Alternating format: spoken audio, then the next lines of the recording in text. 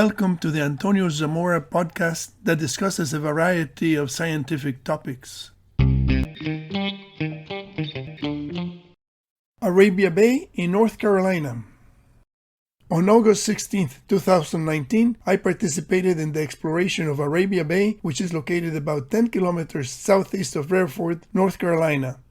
The bay is adjacent to Arabia Road, from which it takes its name. The length of the bay is 390 meters, which is small compared to other Carolina bays nearby. The exploration became possible because Arabia Bay is being converted from farmland to wetland by Restoration Systems, LLC. George Howard, who is the co-founder and CEO of Restoration Systems, organized a meeting of scientists and researchers to conduct scientific investigations during the initial phase of the restoration of the bay. This LiDAR image of Arabia Bay shows the well-defined rims that have defied erosion by wind and water for thousands of years.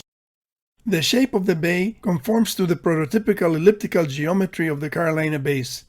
The glacier ice impact hypothesis, published in 2017, proposes that an extraterrestrial impact on the Laurentide ice sheet ejected chunks of glacier ice in ballistic trajectories, and that the secondary impacts of the ice chunks liquefied on consolidated ground and created inclined conical cavities that became shallow elliptical bays by viscous relaxation. Experiments of ice impacts on a viscous surface have demonstrated that inclined conical cavities appear as ellipses when viewed from above, as shown in the inset figure. The satellite image of the same area shows the plowed fields in the center of the bay and the turkey farm buildings located outside of the bay. The yellow circle has a diameter of 75 meters, which is approximately the size of the glacier ice boulder that made the bay. The width-to-length ratio of the bay indicates that the glacier ice projectile hit at an angle of approximately 43 degrees. Ballistic equations and laws relating energy to crater size estimate a launch speed of 3,230 meters per second, a flight time of 7.48 minutes, and an energy yield equivalent to 278 kilotons of TNT. The bay formed in 4.74 seconds. We got together the day before to plan the excavation. Michael Davies describes his LiDAR maps. This has actually got a lot of relief in it, but what I do with the LiDAR is I chopped it off at 80 meters. Okay, so that's all lower. That's all Does lower it have on bays? both sides. Does it have bays? No. Okay, That- so the because bays it's very, only very- show it's- up at above this elevation here. Right. Now, if you get areas like Aiken, South Carolina, Aiken is an island out here. Gotcha. Yeah. It's up higher. Yeah. It's got bays on it. Yeah. I know there's So not really bays. there are islands in Okay. all this erosion, just like this is a big island in this erosion, but the islands in this erosion have bays on it, and they all look exactly like this. Michael Davies and George Howard checked GPS coordinates and LiDAR images while Chris Cottrell looked on before proceeding to the site. The excavation equipment and the crew were already on site when we arrived at 9 a.m. George Howard informed the Restoration Systems crew about the people who were coming to see the excavation. And then we still got coming about 30 minutes, but we can go ahead and start fooling around. Micah Hanks and Jason Pentrail, who are, Micah's a blogger, a podcaster about a lot of things, but then Jason Pentrail joins his podcast on nothing but archaeology. And they're just kind of interested in geomorphology and what was going on this landscape 10 to 15,000 years ago.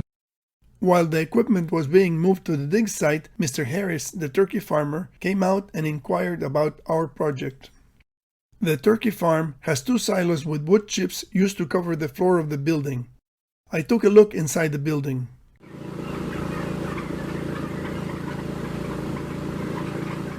Excavation started on the east rim of Arabia Bay. The objective was to dig deep enough to find the Younger Dryas boundary and get soil samples above and below the line. George Howard monitored the depth and examined the layers on the walls of the trench. Micah Hanks and Jason Pentrail from the 7H's Research Associates arrived during the excavation of the east rim of the bay. George Howard explained the methodology for the excavation. This picture shows the layers encountered in the rim of the bay and the holes in the wall of the cavity from which the samples were taken. The measuring rod was used to document the depth of each sample. The bottom of the trench started to fill with water when the trench went below the water table. The samples were catalogued, properly labeled, and bagged. Each bag contained at least 1 kilogram of sample to allow multiple tests and to reserve some material for future use. Anything can happen when you are out in the field. We had to take a half-hour break inside our cars while the rainstorm passed by. We were glad when the sun came out. Fortunately, the soil in the Carolina Basin is very porous and the rain drained away quickly without leaving any mud puddles. This exploration did something that had not been tried before for Carolina Bays, which was to dig at the apex of the bay. The apex is the location presumed to be the resting place of the ice boulder that made the bay. The place was marked with a stake using GPS coordinates. The soil at the apex of the bay had 4 distinct layers.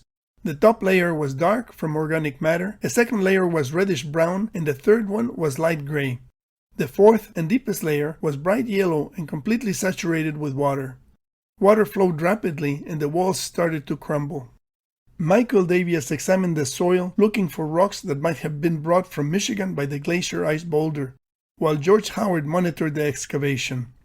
The pile of soil shows the different colors of the layers of the bay. It was too dangerous to go down into the pit because the walls were collapsing, so samples from the bottom were brought in the scoop of the excavator for examination under safer conditions. The deep, unstable portion of the trench was filled with dirt and George went down to obtain samples from the wall. The excavation on the west rim of Arabia Bay was in the middle of a grove of pine trees that had been planted as a reforestation project. Chris Cottrell was in charge of labeling and logging the soil samples. The water table was reached sooner than on the east rim. Are you finding clear layering? Kind of right there, man. We're slanting down this way. This way's going down. Oh, isn't it? See, look here. The Younger Dryas boundary was closer to the surface in the west rim than in the east rim of the bay. I hope that this video has given you an idea of the hard work required for geological research. We had to protect ourselves from rain, hot weather, and insect bites while trying to accomplish our goal. A lot of hard work lies ahead for processing the samples. Chris Cottrell will prepare the samples for analysis, and the samples will provide some answers about the origin of the Carolina Bays and help to guide future research. George Howard deserves a lot of credit for combining scientific research on the Carolina Bays with the land restoration work that will give us a greener planet. Thank you for listening to this podcast. Please visit the YouTube channel or the website for many other interesting topics.